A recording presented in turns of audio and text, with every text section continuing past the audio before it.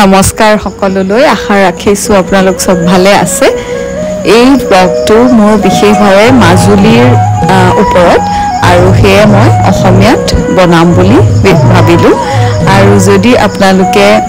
মোৰ চেনেলটো সাবস্ক্ৰাইব কৰা নাই প্লিজ সাবস্ক্ৰাইব কৰিব আৰু নতুন নতুন ভিডিও উপভোগ কৰিবলৈ সো আহকচোন আজি এই ব্লগটো ষ্টাৰ্ট কৰো কেইদিনমান আগতে আমি সত্ৰনগৰী মাজুলী দৰ্শনৰ সৌভাগ্য পালো আৰু আমি এয়া মাজুলীত প্ৰৱেশ কৰিলো আমি ঢকুৱাখানা হৈ পেলাই গৈছিলো সেই হেতুকে আমি ফেৰী দি যাবলগীয়া নহল আমি ৰাস্তাৰে দি বাই ৰোড আমি মাজুলী পালোগৈ এয়া ফেৰী ঘাট মাজুলীত আৰু আমাৰ ধুনীয়া ব্ৰহ্মপুত্ৰৰ শোভা দ্বিতীয়তে আমি গলো উত্তৰ কমলাবাৰী সত্ৰ এয়া সত্ৰৰ বাহিৰৰ ঠাইখিনি সোমাই সত্ৰৰ বাওঁ হাতে আৰু সোঁ হাতে থকা ঘৰ আছে ভক্তসকলৰ যাক কয় বহা বুলি আৰু মধ্যভাগতে মেইন নামঘৰ ভাগ আছে বহুতেই সুন্দৰ পৰিৱেশ এয়া আমি নামঘৰৰ ফালে গৈ আছো আৰু এয়া বাওঁহাতে দেখিছে এয়া ষ্টেজ আছে তাতে বিভিন্ন ধৰণৰ সাংস্কৃতিক অনুষ্ঠানবিলাক হয় এয়া হল মেইন থাপনা তাতে আমি সেৱা ভাগ কৰি আমি আসলতে এটা ধুনীয়া সৌভাগ্য আমাৰ হল য'ত আমি এয়া ভক্তসকলৰ বহাৰ ভিতৰত যাব পাৰিলো আৰু আমি এজন ভক্তই আমাক ধুনীয়াকে এয়া চাহ বিস্কুট খোৱালে আৰু ভিতৰত গৈ সঁচাকৈ পৰিৱেশটো বহুতেই বেছি ভাল লাগিলে এয়া এটা পৰিয়াল যেনেকৈ থাকে তেনেকেই তেওঁলোকে বসবাস কৰে আৰু তেওঁলোকৰ টোটেল 30টা পৰিয়াল আছে আৰু এয়া চাওকচোন কিমান ধুনীয়াকৈ কোমল ধান ৰ'দত শুকুৱাই থৈছিলে মই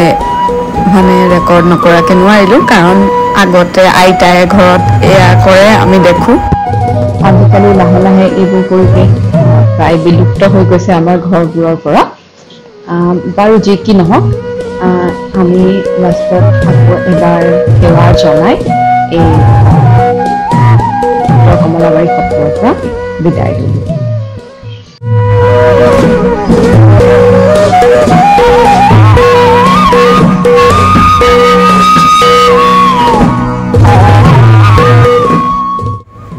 তাৰ পাছত আমি আউনীআটী সত্ৰলৈ যাত্ৰা আৰম্ভ কৰিলো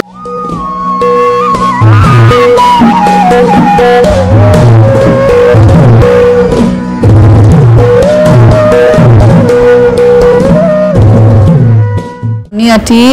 সত্ৰৰ এয়া হ'ল মেইন গেট আৰু এনেদৰে দুইটা চাইডে পুখুৰী আছে ডাঙৰ ডাঙৰ দুটা পুখুৰী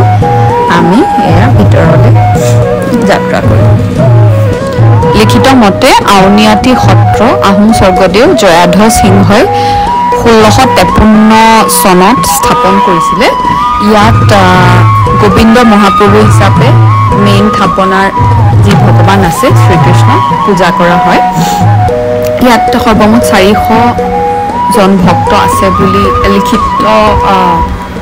আছে এই যে দেখিছে এডাল পাহাৰী তুলসী খুঁটা জনামতে এই তুলসী জোপা ব্ৰহ্মপুত্ৰৰ বুকুৰেদি গোসাঁইশ্বৰে শ্ৰী শ্ৰী কুশৰ ৰাম গোস্বামী দেৱৰ ইলে পঠাইছিলে যেতিয়া তেওঁ সত্ৰ নিৰ্মাণৰ কামত অকমান অসুবিধা পাইছিলে আউনীআটী সত্ৰত সেৱা ভাগ জনাই প্ৰসাদ খাই আমি দুপৰীয়া আহাৰৰ কাৰণে আগবাঢ়িলো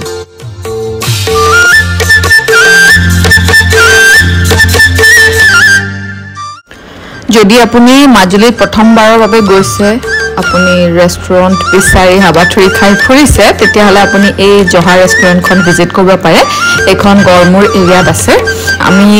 ইয়াত ভেজ নন ভেজ দুইটাই পায় আমি ভেজ খাইছিলোঁ ভাল লাগিলে AC ৰেষ্টুৰেণ্ট হয় গতিকে আপোনালোকে ট্ৰাই কৰিব পাৰে আৰু লগতে মোৰ ব্লগটো চাই কেনে পালে নিশ্চয় কমেণ্ট কৰিব